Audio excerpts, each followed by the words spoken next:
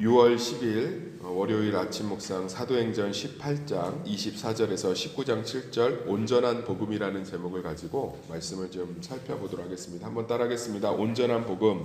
그러니까 이제 복음이 굉장히 이제 역동적으로 사도 바울의 1, 2차 선교 여행을 통해서 확장되고 있잖아요. 그런 가운데 이제 많은 사람들이 사도 바울과 이 몇몇 초대교회 집사들을 통해서 복음을 직접적으로 듣지 않고 이제 건너 복음을 듣는 사람들이 굉장히 많이 늘어나게 됐어요. 그러니까 지금 상황이 좀 이해가 되시죠?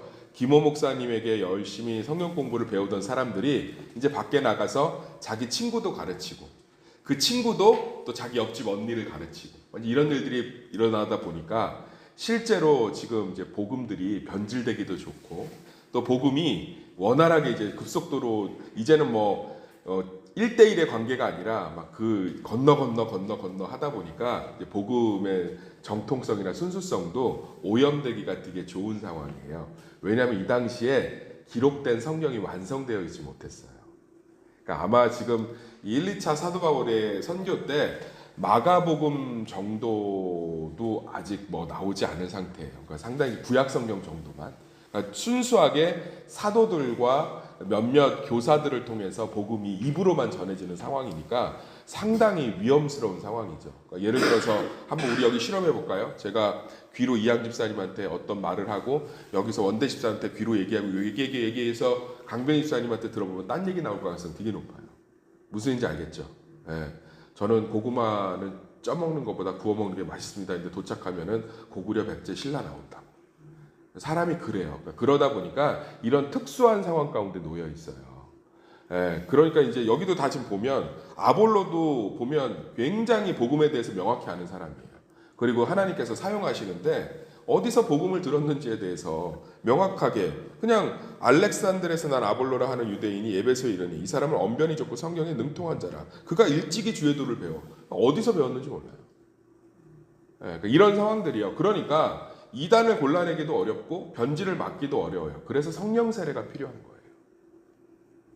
그러니까 우리가 이 성령 세례를 오해를 되게 많이 할 때가 있어요. 그러니까 내가 예수를 믿어도 방언이나 어떤 신비한 경험을 하는 성령 세례를 추가로 받지 않으면 성령이 충만한 게 아니다. 그렇게 성령 세례를 보면 그러니까 성경은 성경끼리 충돌을 하면 안 된다고요. 성경에 방언이 그러한 구원의 표징이라고 하지 않았어요. 사도 바울이 뭐라고 그랬죠? 은밀한 곳에서 하라고 그랬잖아요. 예. 여기 보면 이미 아볼로가 그의 입술을 통해서 예수를 전하고 있고 수많은 제자들이 예수를 전하고 있는데 그건 그러면 다른 역사예요. 지금부터 성령 세례 정리를 잘해드리고 삶에 적용을 해드릴게 이제 성령 세례와 예수 세례가 구별되는 게 아닙니다. 이제 아시겠죠? 특수한 상황들을. 그러니까 복음이 교리화되고 문서화되어 있지 못해요. 그러다 보니까 입에서 입으로 전해졌는데 사도들이 그 역할을 잘 감당하는데 이제 너무 교회가 급속도로 큰 거예요. 그러다 보니까 이제 온 지방에 삼촌한테 이제 전했는데 삼촌은 조카한테 전하고 조카는 조카의 친구한테 전하고 조카의 친구는 언니한테 전하고 이런 일들이 계속 반복된 거예요. 그래서 이것이 정말 맞는 복음인지 사도들에게 예수님에게 직접 들은 그 복음이 맞는지를 성령이 인치셔야 되는 거예요. 성령이 인치셔야 되는 거예요. 그래서 성령 세례가 필요했습니다. 그러니까 아볼로 네가 이단이냐 아니면 제대로 복음을 지금 믿고 있느냐를 검증을 성령 스스로가 하셔야 되기 때문에 사도 바울이 같이 기도하니까 성령이 인증하신 거예요. 이의 복음이 맞다 틀리다? 맞다. 우리 가운데도 이 성령 세례들이 있죠. 예를 들어서 우리가 자꾸 기도하고 싶은 마음들이 생기면 그 성령께서 주시는 마음이 좀 있습니다. 우리 자꾸 하나님 앞에서 내가 요즘 이렇게 기도하지 않으면 안 되는데 또 말씀을 들어야 되는데 이게 다 성령의 인도하심이에요. 성령께서는 우리를 진리로 인도하시는 줄 믿습니다. 그러니까 이 성령 세례가 특별한 게 아니고요. 진리를 스스로가 보증하신 거예요. KS 마크를 찍어주신 거예요. 이게 여기서 생산된 정품이 맞다고 정품 인증해 준 거예요. 뒤에서 사온 물건이 아니라 보따리 상통에서 들어온 물건이 아니라 이게 정식 런칭 한국 수입 업체를 통해서 정식으로 들어온 바른 복음이 맞다라고 성령이 인치시는 게 성령 세례예요. 그래서 지금은 성령 세례를 추가로 받을 필요가 없어요. 왜냐하면 이미 교리와 기록된 성경을 통해서 그것에 대한 동일한 믿음을 고백하면 그것이 바로 바른 믿음이기 때문에 그렇습니다. 제가 선교를 가는데 옆에 목사님이 한번 타셨어요. 저 목사인지 몰랐죠. 근데 제가 비행기에서 이렇게 성경에 관련된 책을 읽고 있으니까 그분이 먼저 말을 거시더라고요. 목사님이세요? 그래서 아, 예, 목사님이세요라고 물을 땐 대부분 뭐 신자 아니면 목사 아니겠어요, 그죠? 예. 그래서 아, 예, 목사 맞습니다. 그랬더니 저도 이제 물었죠. 목사님이세요? 네, 목사님이래요. 그래서 비행기 도착하는 한 4시간 정도 굉장히 둘이 즐겁게 얘기했어요. 근데 이제 대화의 중반쯤 넘어갈 때 뭔가 이상한 거예요. 이분이 삼위일체에 대해서 얘기하는데 그거에 대해서 굉장히 단어를 명확하게 쓰질 않아요. 그래서 제가 딱 판단을 했죠. 아, 이분 이단일 가능성이 되게 높구나. 그래서 뭐 아까 뭐 제가 이제 대화를 즐겁게 이제 도착할 때 같이 탔으니까 기내식도 먹고 뭐 이제 음료수도 먹으면서 대화하다가 내리면서 혹시 어디 교회를 섬기세요?라고 이제 제가 물어봤더니 이렇게 얼버무리시더라고요. 아, 뭐 이렇게 섬깁니다 이러고 이제 가시더라고요. 근데 제가 볼 땐 거의 100% 이단이었어요. 그러니까 그건 저는 특별하게 성령 세례를 받지 않았지만 이미 성령이 인치신 거죠. 교리 안에서 말씀 안에서 저 사람과 우리의 복음이 다르다. 그럼 그 사람의 복음을 따라가면 절대 안 되죠. 마찬가지예요. 우리 삶 가운데도 모든 선택과 모든 판단 가운데 성령께서 함께 하시는 줄 믿습니다. 그래서 항상 기도로 성령의 뜻들을 묻는 성도들이 되시기를 간절히 소망합니다. 기도는 나의 주도권을 잠시 내려놓는 놀라운 시간이에요. 어제 제자반을 하는데 제자반이 끝나고 나서 이제 그날 배운 것들에 대한 소감을 얘기하는데 청년 제자반. 청년 하나가 너무 멋있는 말을 하는 거예요. 기도에 대해서 배웠거든요. 목사님, 제가 기도를 항상 최후의 수단으로만 여겼던 것 같아요. 항상 모든 수단 앞에서 기도하겠습니다. 그러니까 너무 감동이 되더라고요. 그래서 내가 너무 칭찬해주고 그걸 깨닫게 하신 게 성령이라고 제가 얘기하면서 격려해줬어요. 우리 다 그렇게 하고 있지 않은지. 우리는 내 선택이 틀렸을 때 그것을 수습하는 것으로 기도를 사용하고 내가 무언가가 잘 될 때는 기도하지 않다가 무언가 꼬여서 엉망이 되었을 땐 기도하는 기도를 항상 최후의 수단으로만 여기고 있지는 않은지. 그런데 오늘 성경 말씀을 배우니까 기도는 최후의 수단이 아니라 제일 먼저 하나님께 물어봐야 되는 순종의 태도였습니다. 사랑하는 성도님들, 삶의 모든 순간순간에 성령이 우리 가운데 계신 줄 믿습니다. 그분을 이런 표현을 하는 게 참 죄스럽지만 하나님이셔서 활용하시고 누리셨으면 좋겠어요. 하나님께서 우리 가운데 놀라운 은혜를 주셨어요. 어제 이제 전도도 배우고 말씀도 배우고 기도도 배우고 뭐 그런 시간이었어요. 교제도 배우고. 그러면서 이제 청년 제자반 되게 좋은 시간이었는데 거기에 나오는 것들이 있어요. 전도도 성령의 인도함을 따르는 전도는 굉장히 쉽습니다. 어제 제자반이 끝나고 청년들이 그랬어요. 전도에 대한 부담감이 많이 사라졌다. 사랑하는 성도님들, 성령께 날마다 모든 순간마다 인도를 구해보세요. 그러면 성령께서 타이밍을 주세요. 성령께서 말할 수 있는 기회를 주신다고요. 그럴 때 담대하게 전하시면 됩니다. 그럴 때 전도에 정말 놀라운, 제가 이랜드에서 그 전도 그 1순위를 1등을 놓쳐본 적이 없어요. 많은 분들이 저한테 어떻게 하냐고 그래요. 저는 직원들에게 복음의 비읍자도 안 꺼내요. 안 믿는 직원들한테. 그리고 그냥 친하게 지내고 대화하고, 하지만 만날 때마다 제 안에 성령의 인도를 구해요. 기도를 항상 최후의 수단이 아니라 제일 먼저 이 만남 가운데 성령님 인도해 주십시오. 그러면 어느 날 갑자기 되게 힘든 얘기를 꺼낼 때가 있어요. 그러면 이 성령의 감동이 있어요. 아, 이때가 바로 복음을 전할 때다. 그러면 아주 간략하게 전해요. 김 과장님도 제가 믿는 예수님 만나면 참 좋겠어요. 이랜드라는 믿는 기업이 이렇게 오신 것도 하나님 뜻인데. 그럼 어느새 복음이 촉촉하게 스며들어요. 사랑하는 성도님들, 우리 삶 가운데 예수님이 승천하시고 하늘에 계신 게 아니에요. 성령으로 우리와 함께 계신 줄 믿습니다. 제자들은 그분과 밥 먹고 동행하고 함께하고 고민하고 도움을 받았어요. 멘토링을 받았어요. 지금도 우리는 성령 안에서. 그래서 예수님 뭐라고 그래요? 내가 가야 성령이 오시고 그래야 언제 어디서든 모든 민족이 나와 동행할 수 있다. 어떤 목사님이 그러더라고요. 자기가 목회를 하면서 너무 이 전환점, 자유가 된 적이 있었는데 자기는 부끄러운 고백이지만 그 목사님 되게 좋아요. 그런 고백을 부끄럽고 하는 것 자체가. 자기는 예수님이 하늘에 계시다고 생각했대요. 그런데 자기가 성령에 대해서 깨닫고 나서 아, 예수님이 내 곁에 계시는구나. 그때부터 너무 담대하고 힘이 나고. 사랑하는 성도님들, 오늘 하루도 홀로 사는 것이 아니라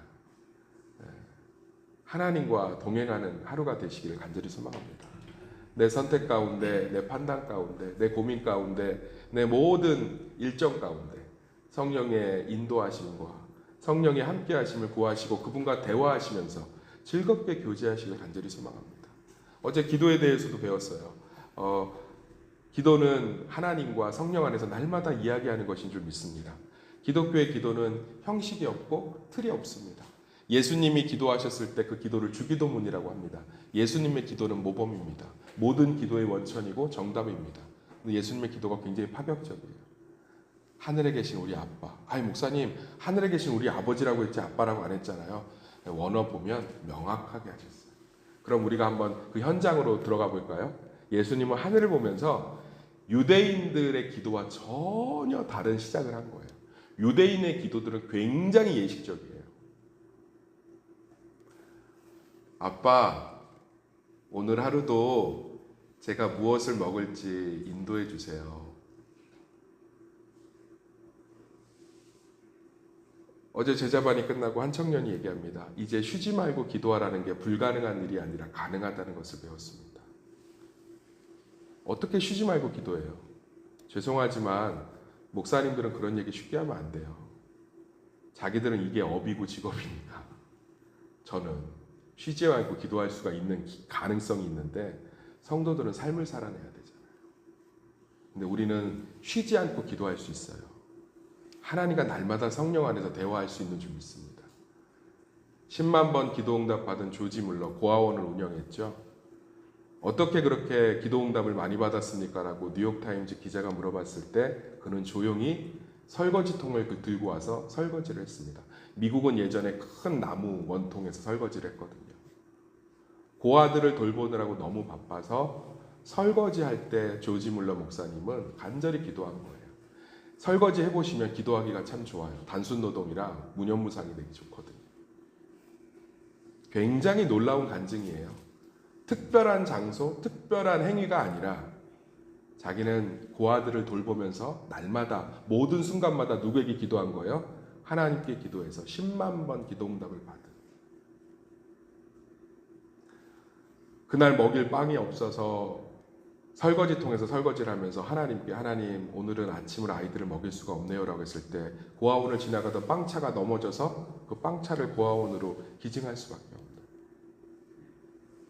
사랑하는 성도님들, 우리는 지금도 오늘 말씀처럼 성령 세례를 날마다 누릴 수 있습니다. 모든 대화 가운데 모든 것 가운데 담대하게. 저도 마찬가지예요. 신방을 하면 제 안에 고민이 될 때가 있습니다. 이 사람을 직접 찾아가면 부담이 되지 않을까? 차라리 전화로 하는 게 낫지 않을까? 그런데 성령을 의지해요. 주님, 제 오늘 만남 가운데 하나님 역사해 주세요. 그러면 그 만남이 어떠한 것이든 부담이 되는 것이든 뭐든 성령께서 굉장히 놀랍게 힘을 실어주시고 더 놀랍게 역사하시는 것들을 본 적이 있습니다. 사랑하는 성도님들, 성령은 우리 가운데 지금도 우리와 동행하시고 함께 하시는 줄 믿습니다. 그래서 정말로 여기 보면 얘기하고 있잖아요. 그들이 듣고 주 예수 이름으로 세례를 받으니 바울이 그들에게 안수하며 성령이 그들에게 임하심으로 방언도 하고 예언도 하니. 방언과 예언이 뭐예요? 하나님의 말씀을 깨닫는 거죠. 더 깊이 아는 거죠. 성령은 아볼로와 그 외 모든 제자들을 통해서 예수를 믿는 모든 사람들에게 임하심으로 놀랍게 그들의 믿음과 그들의 신앙을 돕고 있습니다. 사랑하는 성도님들, 성령이 우리와 함께 하시는 줄 믿습니다. 그 은혜들을 날마다 누리셨으면 좋겠어요. 어떤 선배 목사님이 그런 얘기를 하시더라고요. 너무 사랑하는 장로님이 있는데 그 장로님이 맨날 주일이면 골프를 치러 가더래요. 너무너무 속상한 거예요. 그래서 그날은 또 비가 와서 골프를 못 치니까 교회를 나오셨더래요. 그래서 주일날 예배드리고 나가는데 장로님 손을 잡고 자기도 모르게 굉장히 불편한 말을 한 거예요. 저주의 말을 퍼본 거죠. 그 말을 해놓고 자기가 너무너무 마음이 힘들었대요. 그래서 성령님께 도움을 구했습니다. 하나님, 제가 믿음의 권면을 좋은 말로 해야 되는데 너무 안 좋은 말로 그렇게 한 것 같습니다. 그 말을 들었던 장로님이 얼굴이 시뻘개져서 황급히 교회를 나가시더래요. 일이 좀 커지겠구나. 아니나 다를까 그날 밤 저녁에 장로님하고 권사님, 부인 권사님이 목사님께 연락이 왔대요. 좀 뵙자고. 그래서 사모님에게 여보, 이제 좀 일이 좀 커진 것 같아. 내가 너무 심한 말을 해서. 제가 그 아침이라서 그 말은 안 할게요. 그 말이 상당히 심한 말이에요. 그런데 장로님하고 권사님이 선물을 크게 들고 오셔서 눈물을 흘리면서 목사님이 그렇게 제가 예배를 이런저런 사유로 빠지는 걸 너무 가슴 아파하는 걸 깨닫게 되었습니다. 목사님 죄송합니다. 제가 장로의 본분을 잘 지키겠습니다. 저는 그 순간에 누가 역사하신 거죠? 성령이 역사하신 거예요. 그 목사님의 마음이 얼마나 속상한지 아시고 또 그 장로님이 돌아오시기를 바랬기 때문에. 사랑하는 성도님들, 초대교회에 성경도 없고 교리도 없고 가르칠 교사도 부족하고 목사님도 탭 부족해서 1년 이상을 머물 수가 없는 이 절박한 상황에 성령은 성도들을 돕고 세례를 주심으로 놀랍게 함께 하셨습니다. 그 성령님이 지금도 우리 가운데 계신 줄 믿습니다. 그 아버지 되시는 성령님과 날마다 동행하며 날마다 안심하며 날마다 의지함으로 진짜 성령의 충만함과 인도함을 누리시는 성도님들이 되시기를 예수의 이름으로 축원합니다.